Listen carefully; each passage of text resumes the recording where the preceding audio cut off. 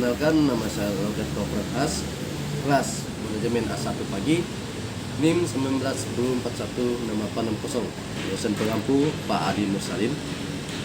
Jadi di sini saya akan menjawab pertanyaan yang telah Bapak kasih, yaitu pertanyaan bagian A. Apakah Anda aktif menonton video metode penelitian bisnis di Instagram Bapak? Berapa video yang Anda tonton? Dan sebutkan dan jelaskan topik atau judul. Jadi jawabannya ya, saya aktif nonton video metode penelitian bisnis yang Bapak posting di Instagram. Saya menonton 4 video. Adapun judul-judul video yang saya tonton adalah: pertama, menyusun teori pada bab 2. 2. Variabel penelitian. 3. Macam-macam variabel penelitian dan penjelasan. 4. Menentukan variabel penelitian. Lanjut, pertanyaan bagian A, bagian B. Apakah Anda memberi komentar terhadap video-video tersebut berapa konsumen yang Anda tonton di Instagram Bapak? Berapa jumlah video perilaku yang Anda komen? Dan jelaskan isi dari komentar mengenai video-video metode tersebut penelitian bisnis yang Anda tonton. Jadi ya, tentu saja saya berkomentar di video tersebut metode penelitian bisnis yang Bapak posting di Instagram. Saya memberi komentar pada 4 postingan metode penelitian di Instagram. Membuat bab 1 boleh di-copy asal dicantumkan referensinya dengan jelas, digunakan tidak lebih plagiarisasi dari 20%. Lanjut, menyusun bab 2. Menyusun bab 2. 1. Pastikan outline-nya hanya daftar isi. 2. Online-nya harus dibuat dulu, setelah itu memilih teori. Dalam memilih teori, kita memilih yang tepat sesuai keinginan kita, yang senada dan seirama dengan apa yang kita maksudkan. Dalam bab ini, teori terlebih dahulu, baru ditafsirkan, setelah itu dianalisis dengan jelas. Kemudian, pendapat kita harus dari berbagai sumber yang kita cantumkan. Lanjut, variabel bebas atau independen adalah variabel yang mempengaruhi atau yang menjadi sebab perubahan dari adanya suatu variabel. Dependen atau terikat variabel bebas biasanya dinotasifikasikan dengan X. Kemudian variabel terikat atau variabel dependen diartikan sebagai variabel yang dipengaruhi akibat adanya variabel bebas atau variabel ini biasanya dinotasikan dengan Y. Variabel dari suatu penelitian merupakan bagian menguji hipotesis atau kesimpulan atau dengan dugaan.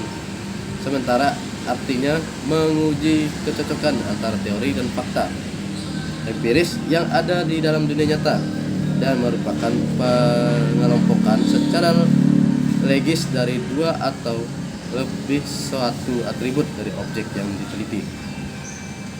Macam-macam variabel penelitian penjelasannya. Variabel yang mempengaruhi atau menjadi sebab atas terjadinya perubahan atau timbulnya variabel terikat dari variabel independennya. Variabel terikat adalah variabel yang dipengaruhi atau yang menjadi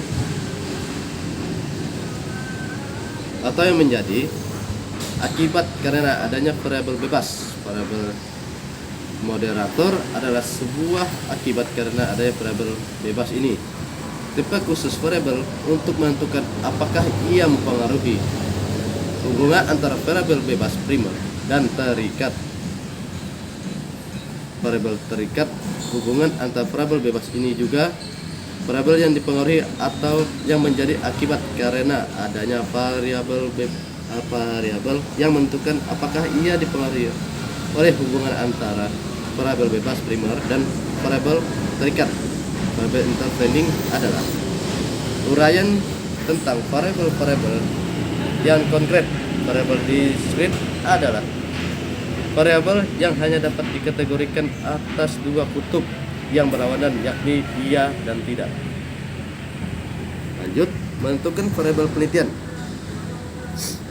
Variabel penelitian adalah suatu atribut atau sifat atau nilai dari orang, objek atau kegiatan yang merupakan suatu objek yang memiliki nilai penting dalam sebuah riset variabel dapat menghasilkan sebuah informasi variabel dua bentuk, yaitu variabel bebas atau independen yang mempengaruhi variabel lainnya.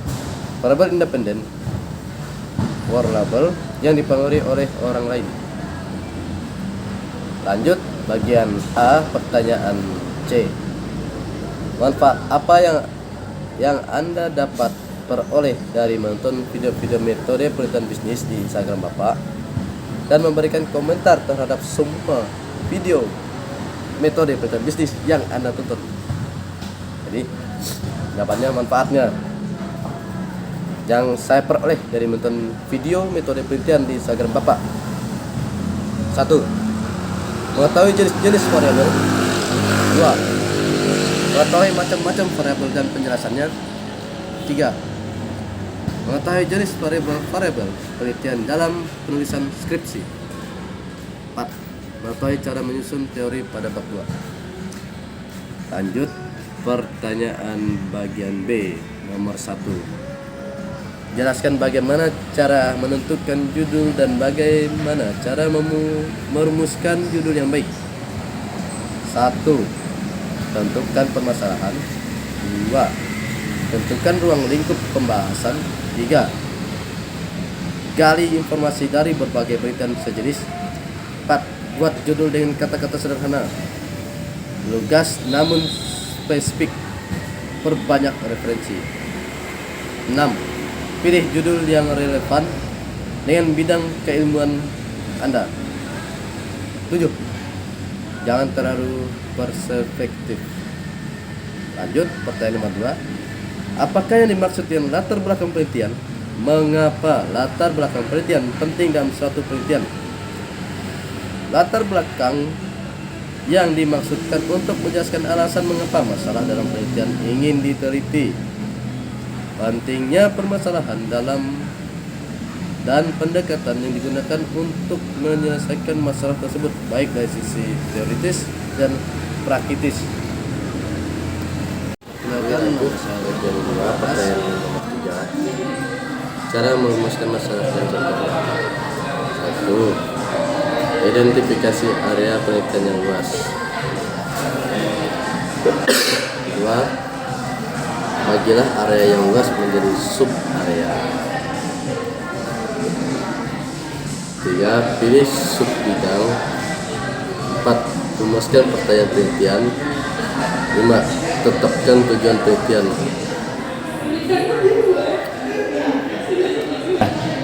Lanjut dalam pertanyaan nomor 4. Jelaskan teori tentang tujuan penelitian dan manfaat penelitian.